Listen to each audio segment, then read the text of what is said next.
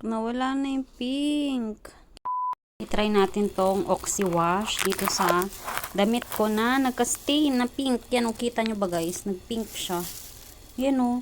Gumamit kasi ako ng bleach na hindi pala pwede yun sa damit na white. And ayan, nagkaroon siya ng pink. Meron pa yan dito sa kamay banda. Wait lang. Ayan o, nagpi-pink.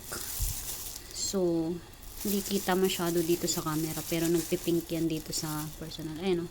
Kitang-kita naman. Tapos parang may nanilaw pa nga dito nung nilagyan ko. Ito yung una kong nilagay. So, mali ako. Hindi pala to pang damit. Sa kitchen pala to. So, medyo ingot-ingot lang. Hindi ako nagbabasa. So, yan. Itatry natin itong Oxy White. Kung makaka, siya, tanggal ng yung stain na pink dito sa white kong damit.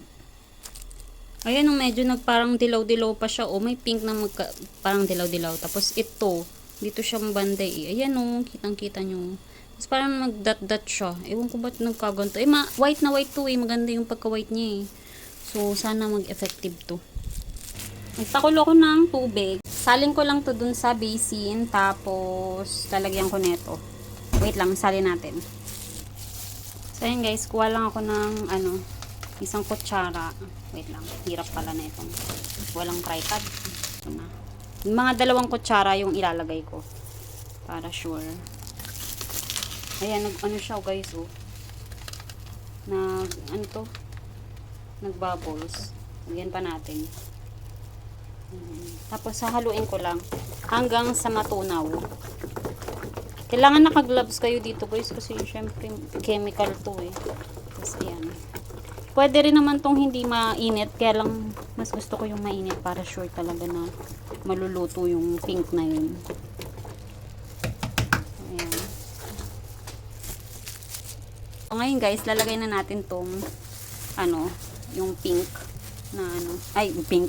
Ano ba yan na ko? Yan, yung damit. Aray, ang init! So, ingat lang kasi mainit. Girl, mainit. Yan. Ayan, na siya. Tingnan natin. Pero yun talaga yung maganda pa naman to. Cute to. White na damit ko na to. Tapos lang. Magaganon lang. Magpipink lang. So medyo mali ako, pang kitchen pala yun.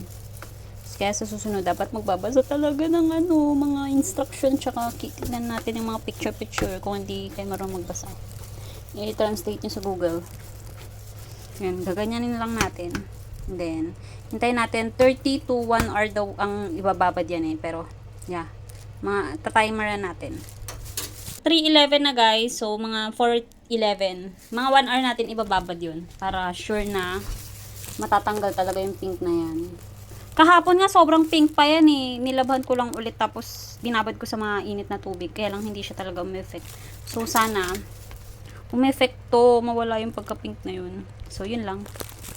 Mamaya na lang ulit.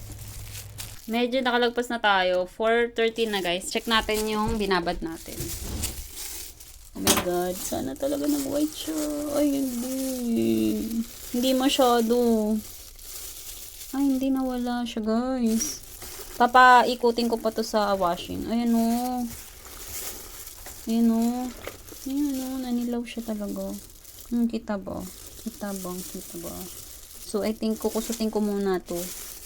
Tapos, tignan natin kapag natuyo na kung ayan o, may pagka-pink-pink pa din siya guys. So, I don't know kung ano ba to. Naka 1 hour na tayo mahigit. Sige. Ikukusutin ko muna. Look, nawala na yung pink. Kita nyo ba? Nawala na o. Nung natuyo na siya, nawala na yung pink. So, effective yung na yun.